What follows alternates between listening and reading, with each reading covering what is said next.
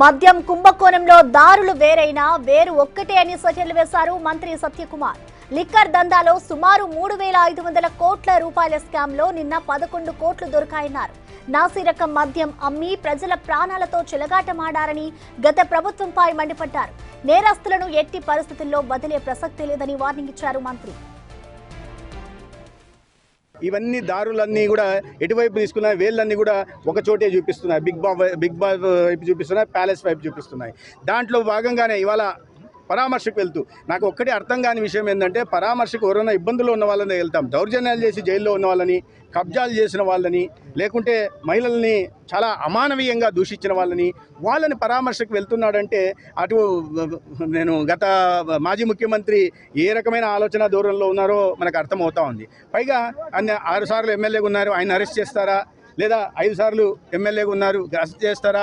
గతంలో మంత్రిగా పనిచేశారు, అరెస్ట్ చేస్తారా అని ఒక వితండవాదం చేస్తున్నారు. మీరు తప్పులు చేసి, కబ్జాలు చేసి, దౌర్జన్యాలు చేసి, మానవమాలు సృష్టించి భౌతిక దాడులకు పాల్పడితే దానికి 6 సంవత్సరాలు ఎమ్మెల్యే ఉంటే ఏమి, 6 సార్లు ఎమ్మెల్యే ఉంటే ఏమి? ఎవరైనా నేరస్తుడే చట్టం దృష్టిలో.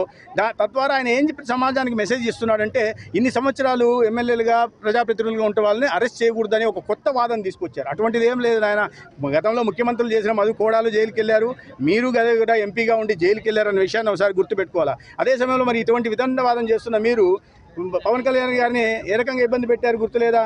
ఏ రకంగా 53 రోజుల పాటు ముఖ్యమంత్రి, 14 సంవత్సరాల పాటు ముఖ్యమంత్రిగా పనిచేసిన చంద్రబాబు నాయుడు గారిని 9 సార్లు ఎమ్మెల్యేగా గెలిచిన అకారణంగా ఎటువంటి ఆధారాలు లేకుండా అరెస్ట్ చేయలేదా?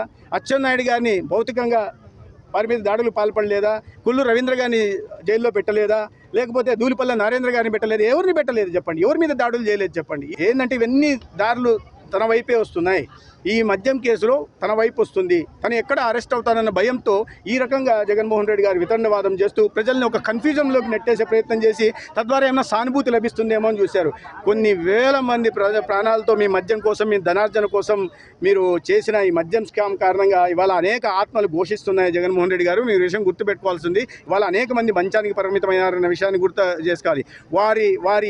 ఇవన్నీ ప్రజలు గతంలో మీరు చెప్పినట్టుగా మాయమాటలు నమ్మే ప్రసక్తి లేదు. ఇటువంటి మళ్ళీ నమ్మి మోసపోయే విధంగా కూడా వారు దీంట్లో కూడా